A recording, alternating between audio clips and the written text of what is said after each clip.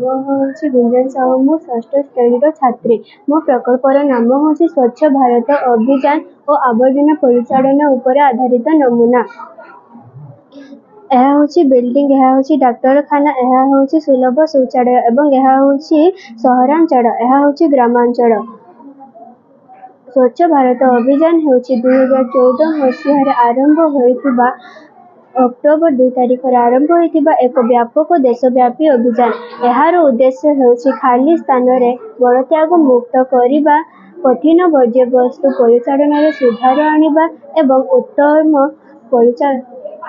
परिमल और स्वच्छता प्रति व्यावहारिक परिवर्तन आनिबा। आजिकाली ग्रामरू सहर पर्यंत चारिआडे बहुत परिमाण रे अड़िया आवर्जना रही। तेणु गछलता काटी सफा करदेवा जोगु आम वायुमंडल प्रदूषण होउछि। आम भारत सरकार द्वारा स्वच्छ भारत अभियान चली। पुणी मांक पई आम गोटे गछ लगाई एही परिवेश को प्रदूषण मुक्त करबा और परिवेश को स्वच्छ रखिबा। परिवेश को स्वच्छ रखिबा आम समस्तंकर कर्तव्य। तेणु आमे अड़िया आवर्जना एड़े तेड़े न फोपाड़ी डस्टबिन रे फोपाड़िबा। आमे रंगकोड हिसाब रे एही 5टी डस्टबिन व्यवहार करिबा।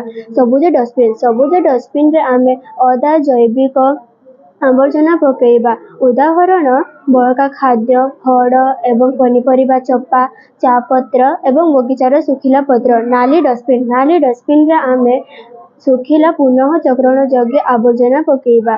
उदाहरण कागज, कार्डबोर्ड, प्लास्टिक बोतल, काच, धातु कैन।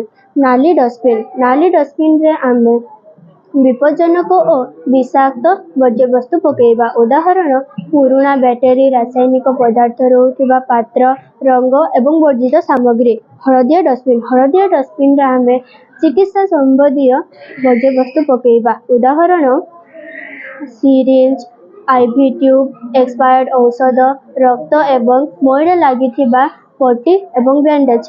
कड़ा किंबा धूसर डस्टबिन रे आमे अवशिष्ट साधारण आवर्जना पकेइबा उचित।